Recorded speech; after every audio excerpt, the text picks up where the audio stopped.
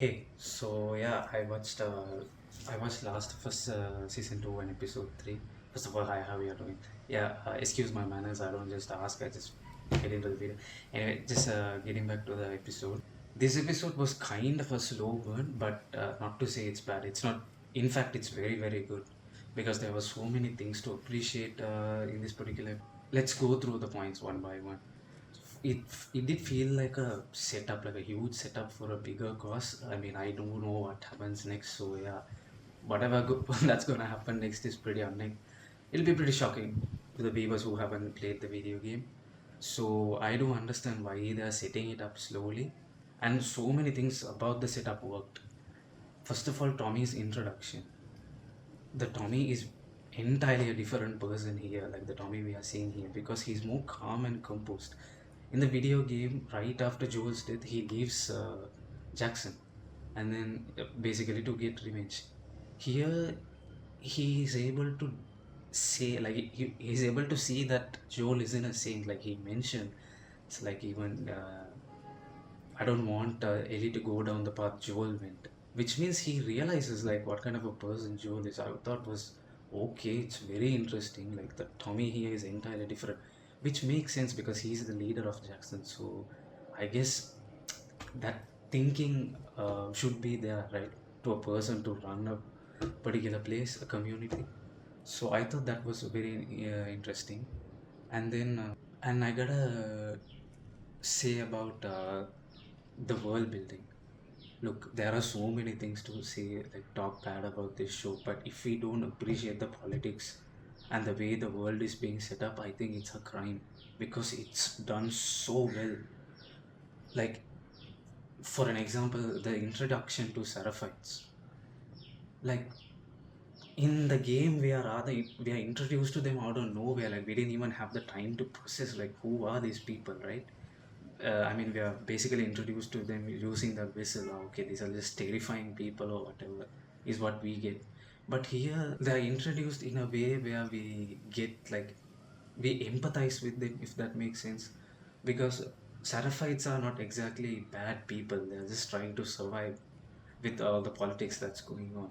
And I think that is exactly what was missing in the video game. So they are doing a really good job with creating empathy towards other people and people who are basically caught in the middle of all of this in and all this chaos. So I think they are doing a great job in that area. Plus, even the politics in Jackson, like how Ellie tries to get a lot of people from them, or a lot of people to go with her to kill, to avenge Joel. But Jackson obviously decides not to help her, which makes sense. But how it was played out and how the therapist was able to figure out Ellie's bullshit, like everything was done so neatly. And like even the other characters like Jesse, they mention like Jesse is going to be a leader one day, like of Jackson. He's already in the council, but he's going to be a leader one day. They not only like just tell that, but they also show his like good leadership skills.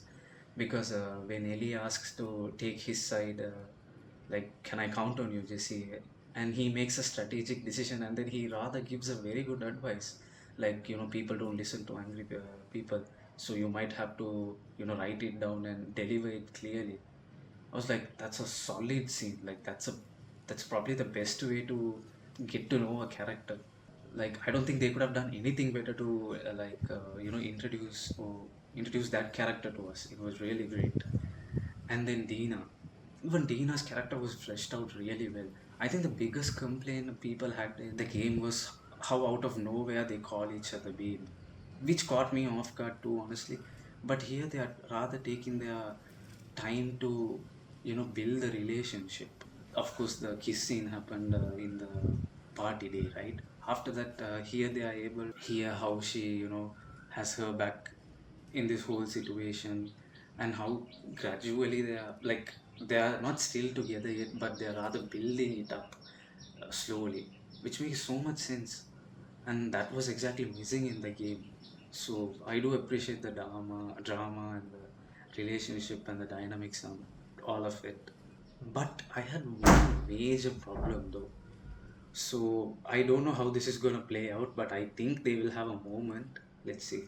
So the problem is, in the game, right after Joel's death, Ellie leaves to Seattle to seek revenge. Yeah, that made so much sense because she makes so many mistakes in the process, and she's a hothead and she makes hasty decisions, right? So a person like that would obviously make a reckless decision and just leave the place, right? Like a person who's about to seek revenge. But here, I do feel like she's a bit calm and composed.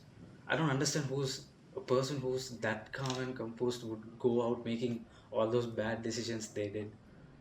And I do feel like in the game it did feel like, oh my god, like she's clearly not recovered yet. But here it feels like she's already halfway recovered. Or could be she's very good at hiding those feelings. Maybe that's what they're trying to say, because she bullshits the therapist, and then when she doesn't cry in front of Dina. So maybe that's what they're saying. She hides it, but later it's gonna get to her. Maybe that's what they're trying to say. It's just my guess. That's the small, like, until that very point, like I've never had a problem like detaching myself from the video game and seeing this like appreciating this show. It's not a problem, but I have to mention the cinematography and the location choices. It's so beautiful, like the live locations. It's so good. Like they're doing, like the locations they chose were really nice, and I loved especially the Joel's grave. That location was just so beautiful. And yeah, that's about it. Other than that, I something tells me this will be one of my favorite shows of this year because they're doing such a great job so far, and they're doing a really really good job in introducing the characters, and then setting up the lore or whatever. So I do appreciate it and I do like it, and yeah, I'm really excited to see the next episode. That's about it. Bye.